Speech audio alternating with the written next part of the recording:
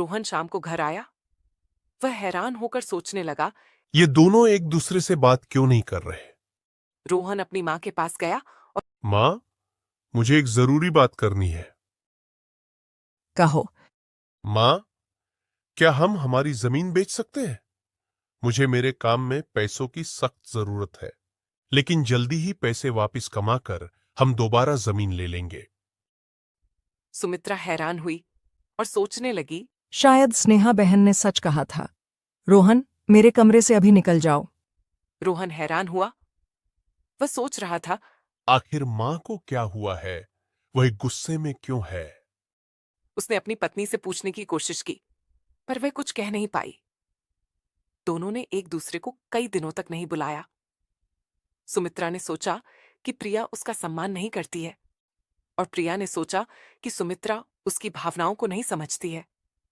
और यह ऐसे ही चलता रहा। एक दिन रोहन ने तंग आकर प्रिया से कहा। प्रिया, क्या बात है? माँ और तुम्हारे बीच ये क्या चल रहा है? कुछ नहीं, सब ठीक है। तुम्हें मेरी कसम, सच बताओ। प्रिया को फिर सब बताना पड़ा। प्रिया ने सब कुछ रोहन को बताया कि कैसे माँ ने पड़ोसन को सब कहा। रोहन भी हैरान हो गया कि ऐसा कैसे हो सकता है। फिर रोहन ने जमीन के बारे में माँ से बात करनी चाहिए। इस बार माँ ने गुस्से में सब कुछ कह दिया। मुझे सब पता है कि तुम जमीन का क्या करोगे। रोहन ने प्रिया की ओर देखा और फिर माँ से बोला। माँ, आपको किसने बताया और क्या बताया?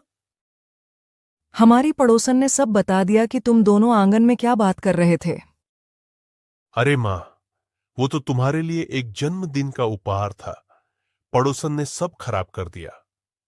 पर अब माँ, आपको पता ही चल गया है, तो अब तो हम यह जमीन देकर दूसरे गांव में 10 बीघा जमीन और वो घर ले सकते हैं।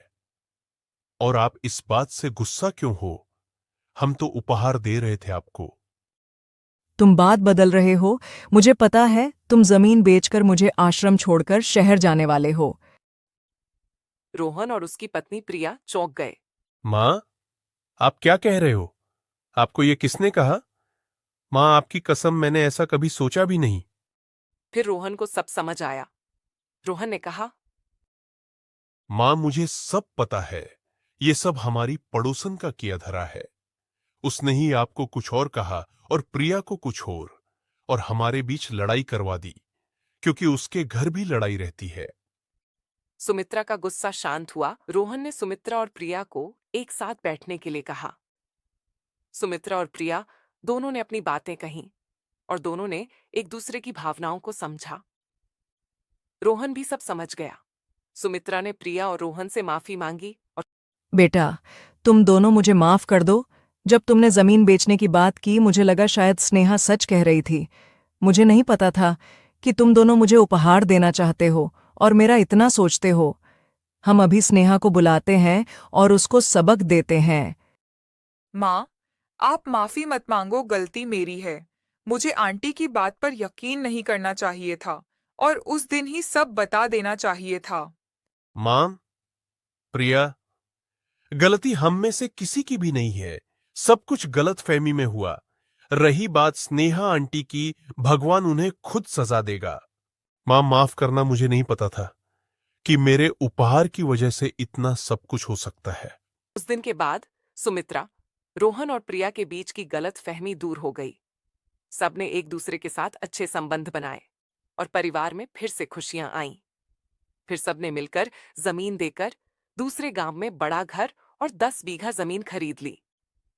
अब सब वहां फिर से प्यार से और मिलकर रहने लगे।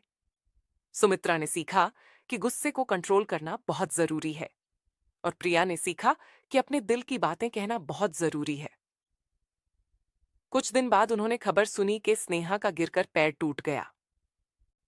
हमें यह सीखने को मिलता है कि कभी भी हमें झूठी कसम नहीं खानी चाहिए। उस कर्मों का फल हमें एक दिन जरूर मिलता है। हमें यह भी सीखने को मिलता है कि कभी भी किसी बाहर के व्यक्ति पर यकीन न करे। अपने परिवार की सुने और अपनों का साथ दे, और कभी भी लड़ाई होने पर दूर न होकर सब मिलकर उसका हल करे। और एक बात याद रखे, कर्मों का फल जरूर मिलता है। अगर आप ऐसी ही दिलचस्प वीडियोस देखना चाहते हैं तो हमारे चैनल को सब्सक्राइब करें और अगर आपको वीडियो अच्छी लगी तो एक प्यारा सा लाइक दे और बेल आइकन को दबाए ताकि जब भी हम नई वीडियो अपलोड करें आपको सबसे पहले नोटिफिकेशन आए।